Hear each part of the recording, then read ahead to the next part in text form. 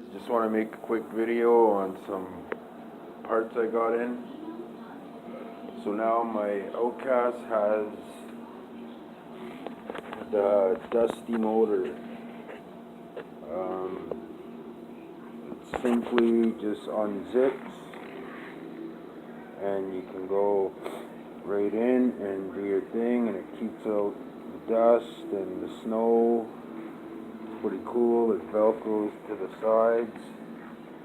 This one, because I didn't find one for the outcast, I kind of knew it said Creighton, so this one is supposed to be technically for the Creighton. There's a little bit of slack on the back because there's still two little velcros right here that strap to the chassis, that extra length of the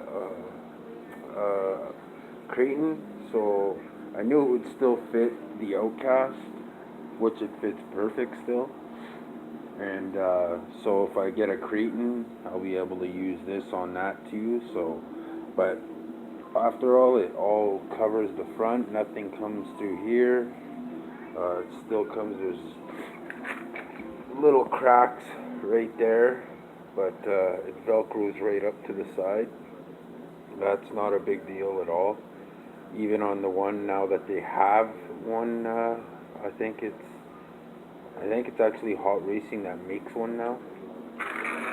But this is it came up to almost $50. Comes in a little case like this. But yeah, it's pretty cool.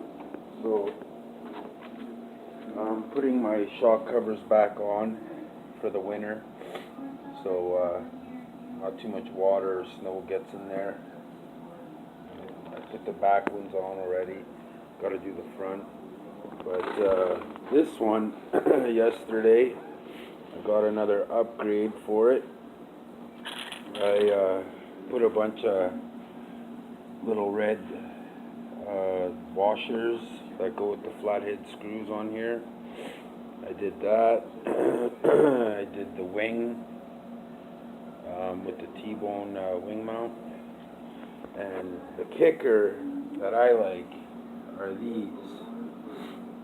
It's all aluminum now. I got the front ones. So that's all aluminum in there. And the front one. So before, there was, what comes with the outcast is plastic. All plastic. So that piece now is all aluminum, which is a nice aluminum too, because GPM I think went all out with this, because inside the aluminum one they put a really hard heavy duty plastic ball that pops in and out of each end, and then the steel rod goes in. So if there's any play or any bendage, that ball moves with the pin, so it won't bend, which I found was an awesome idea. But it fits really snug inside there. So, and if that ball ever wears out, all you have to do is just order a couple new balls from GPM and you're good to go. But I find the plastic from GPM is pretty decent. I've not had any wearage from them. It doesn't wear down at all fast, because I've had on my Flux XS, I bought a whole upgrade kit, and all their fittings, like where the pins go, they put a really good plastic, so it's not aluminum on metal, which is like Hot Racing does. They don't put a plastic fitting and it wears down really fast, just like on these. On my arms, it's all aluminum. With GPM, where the rod goes, oh no, it's the rear ones, where the arms go from each end is all aluminum in between here. But with GPM, they have the same ones, but it has a really hard plastic in the middle where the screw goes, where the rod goes through. So, which makes it not so hard on it. It doesn't wear the aluminum down. And on each end of the arm, there's the dividers, and they start to wear into the hot racing arm, which leaves a groove, so you get some play in there. That's one reason why I like GPM products, is they think about that. So I am deciding if I should just go with the hot GPM ones on here. They have the pivot ball ones and the rear ones, and they don't look as beefy, but they do look pretty strong, and they're much more reasonably priced than the hot racing ones. It's almost like double the price, but I'm sure the aluminum is just as good.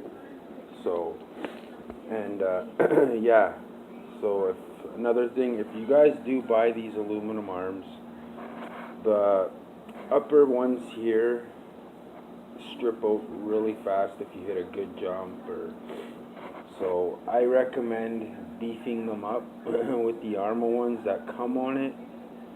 All you have to do is just Dremel them a bit shorter, and it is a super tight fit to screw them into this arm, but you just need to get it started and then you're good to go.